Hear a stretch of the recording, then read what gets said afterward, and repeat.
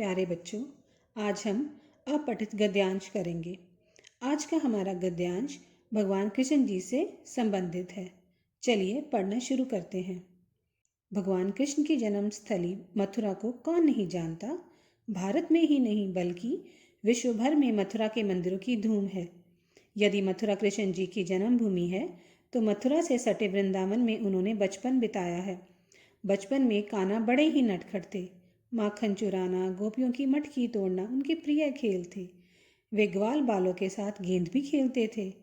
एक बार गेंद खेलते समय उनकी गेंद यमुना में चली गई। उनके सभी मित्र उदास हो गए कि गेंद तो यमुना में चली गई है, अब कैसे खेलेंगे।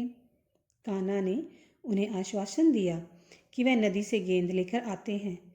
सब ग्वालों ने उन्हें रोकते हुए कहा कि यमुना जी में एक भयंकर काला नाग रहता है, वह तुम्हें जीवित नहीं छोड़ेगा।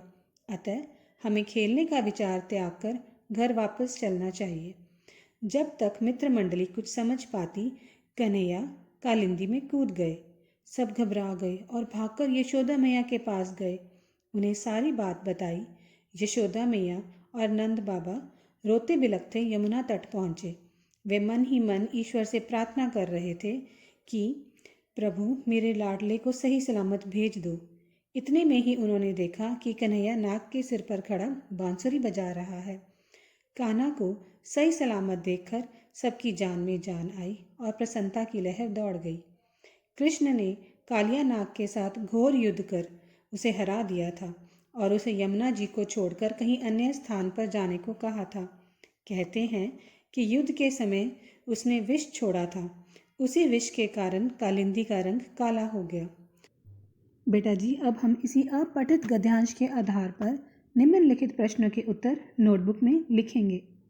पहला प्रश्न है, भगवान कृष्ण का जन्म कहाँ हुआ था। दूसरा प्रश्न, कृष्ण जी का बचपन कहाँ बीता। तीसरा प्रश्न, यमुना नदी का दूसरा नाम बताइए। चौथा प्रश्न, कृष्ण जी किसके साथ गेंद खेल रहे थे तथा गेंद कहाँ चली गई। पांचवा प्रश्न, कारण बताइए कि यमुना का रंग काला क्यों हो गया। ठीक है बेटा, थैंक यू।